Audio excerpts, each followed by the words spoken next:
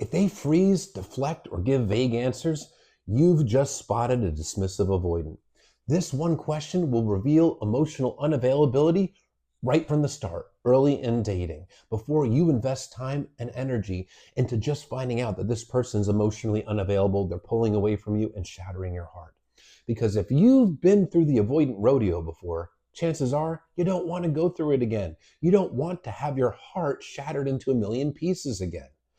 Recently, I posted a video about a question you can ask that can reveal them. Here's another.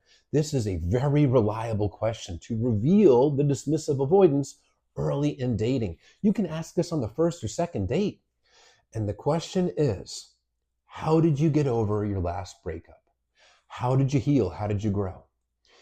A person that is emotionally available, they're going to give a host of different healthy answers, but it will be specifics. I did coaching, I did therapy, I read self-help books, I watched podcasts, I did journaling, I leaned into my faith, I did art therapy, but they will give you something specific. And they'll be able to give you insights about what they learned. I learned I needed to hold boundaries. I learned I need to communicate better. I learned I need to regulate my emotions better. There's always some lesson to learn, even if their partner was toxic. There's always some role that both people have in the demise of a relationship. Dismissive avoidance, on the other hand, these are people that suppress emotions because they were emotionally neglected in childhood.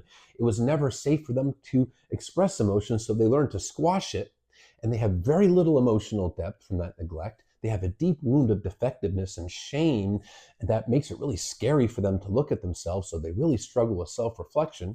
All comes from severe neglect in childhood, and they are likely to give a very predictable answer. And that answer is something along the lines of, I don't know, you just get over it. Time heals all wounds. I just had to move on, so I did. Something very quick, something very vague, essentially saying you just get over it. No specifics about how they healed, no specifics about what they learned, because they didn't heal, they didn't learn, they didn't reflect on their role in the failed relationship.